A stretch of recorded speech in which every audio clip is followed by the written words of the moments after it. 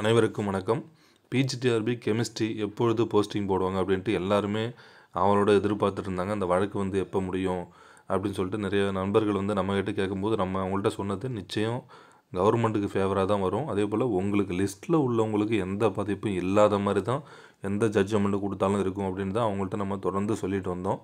டிசம்பருக்குள்ளாகவே வாய்ப்பு இருக்குது, நிச்சயம் அவங்களுக்குலாம் போஸ்டிங் போடுவாங்கங்கிற ஒரு எண்ணத்தில் தான் நான் முன்னாடியே சொல்லியிருப்பேன். நீங்கள் வேணால் எடுத்து பாருங்கள். அதேபோல் நேற்றைய தினம் இந்த வழக்கு வந்து முடித்து வச்சுட்டாங்க. அதில் அவங்க சொன்னது என்னென்னு பார்த்தீங்கன்னா, டிஆர்பிக்கு ஃபேவராக கொடுத்துருக்காங்க. அதே போல் இந்த 10 சீட் மட்டும் ஒதுக்கி வச்சுட்டு மீதி இடத்துக்கு வந்து நீங்கள் நிரப்பிக் கொள்ளலாம் அனுமதி கொடுத்துருக்காங்க. அந்த 10 சீட்ஸ் எப்படின்னு கேட்டிங்கன்னா, அது ஜட்ஜ்மெண்ட் வர வரைக்கும், அதாவது இந்த பாதிக்கப்பட்டவங்க வந்து வழக்கு தொடர்ந்தவங்களுக்கு மட்டும் அந்த 10 சீட்டை வந்து ஒதுக்கி வச்சுட்டு அது ஜட்ஜ்மெண்ட் வர வரைக்கும் அதை ஃபில் பண்ணக்கூடாது. அந்த 10 சீட்ஸ் மட்டும்தான். மற்றபடி இப்போ லிஸ்ட்டில் இருக்கிற 329 பேர் வந்து லிஸ்ட்டு வெளியிட்டாங்க. அந்த 329 நபர்களுக்குமே போஸ்டிங் தான். அதில் எந்த விதமான மாற்றமுமே கிடையாது. அதனால்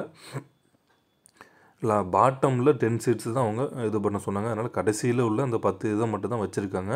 அதனால் யாருக்கும் எந்த பாதிப்பும் இல்லை. 329 நபர்களுக்குமே வேலைவாய்ப்பு கொடுக்க சொல்லி இன்னும் 2 வாரங்களுக்கு கொடுக்க சொல்லி ஜட்ஜ்மெண்ட்டு கொடுத்துட்டாங்க. அந்த ஜட்ஜ்மெண்ட்டு காப்பியும் உங்களுக்கு நான் டிஸ்கிரிப்ஷனில் கொடுக்குறேன், நீங்களும் பார்த்துக்குங்க.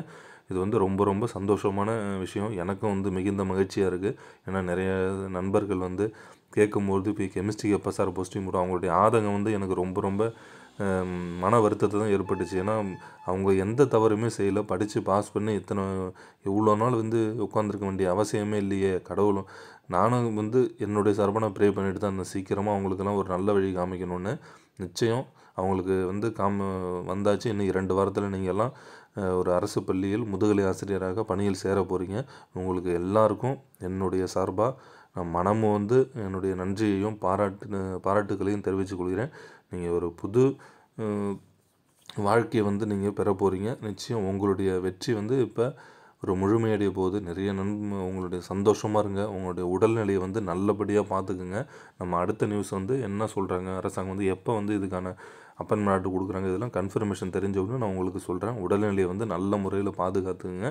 ஏன்னா இப்போ இருக்கிற கிளைமேட் சேஞ்ச் வந்து வேறு மாதிரி ஆகுது. நீங்கள் எல்லாம் உங்களுடைய ஃபேமிலிக்கு எல்லாருக்குமே சொல்லி ரொம்ப மிகுந்த சந்தோஷப்படுங்க.